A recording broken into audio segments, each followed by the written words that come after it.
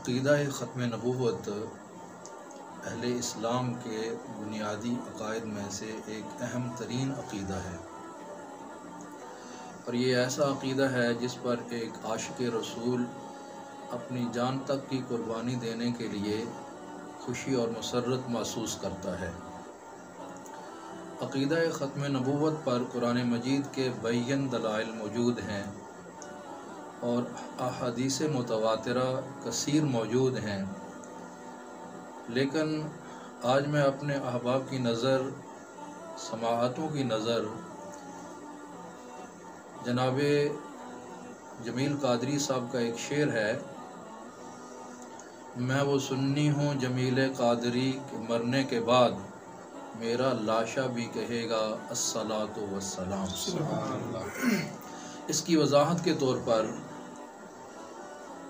جو روایت پیش کرنا چاہ رہا ہوں، یہ باقی کتب احادیث اور تواریخ کی کتب میں موجود ہونے کے ساتھ ساتھ میں طبرانی کی المعجم الکبیر سے یہ پیش کرنا چاہوں گا۔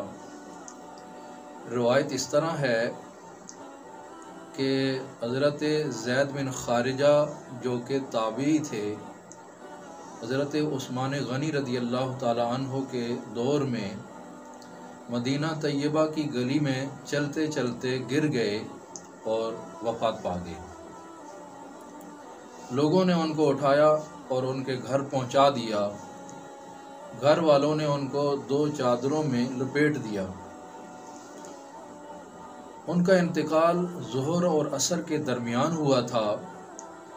مغرب کی نماز کے بعد ان کے گھر انصاری عورتیں جمع ہوئیں اور ان کی اچانک موت پر دکھ کا اظہار اپنے الفاظ میں کر رہی تھیں کہ اچانک چادروں کے نیچے سے حضرت زید بن خارجہ رضی اللہ عنہ کے بولنے کی آواز آئی۔